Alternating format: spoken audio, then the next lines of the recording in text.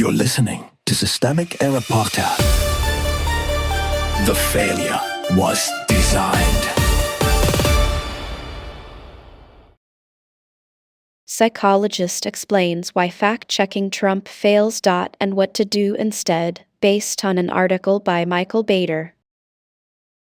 Trump's Duckspeak is not the story. Power is what the source shows. The source centers on Trump's compulsive bragging, his hyperbolic self-mythology, and the idea that his lying can be read as psychological defense. It also cites Reuters' tally of at least 470 people, organizations, and institutions targeted for retribution since he took office, and notes that public ridicule can pull him into reacting on other people's terms.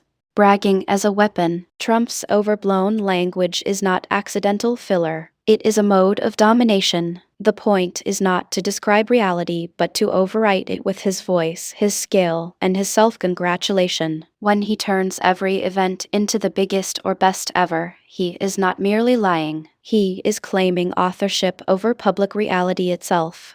That matters politically because it shifts the burden from action to performance. A leader who speaks like a carnival barker can still command institutional power while hiding the absence of governments behind noise. The source is right to treat the language as more than annoying rhetoric. It is a delivery system for authority. Psychology is not the full explanation. The essay's psychoanalytic frame is useful, but it risks making Trump's behavior sound like a private disorder that happens to be attached to public office. That is too small. Narcissism may explain the compulsive need to inflate, but it does not explain why the country keeps paying for it. Trump's boasting works because institutions keep treating it as commentary instead of conduct. Media outlets fact-check the lie after the fact. Allies flatter him. Enemies are baited into playing his game. The result is not insight but a loop. He creates the spectacle, and everyone else gets assigned the cleanup.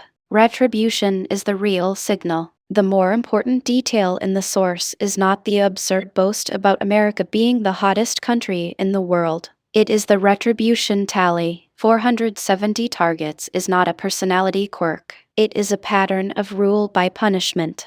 That is the political core of Trumpism. Personal grievance translated into institutional violence. The names and tactics can vary, but the structure is stable. Praise is rewarded. Criticism is punished, and public office becomes a vehicle for settling private scores. That is not confusion. It is discipline. Ridicule is not strategy. The source points to Gavin Newsom's insults as an example of how easy it is to provoke Trump. True enough. But getting Trump to react is not the same as weakening him. A petty nickname can score points online and still leave the machinery of power untouched.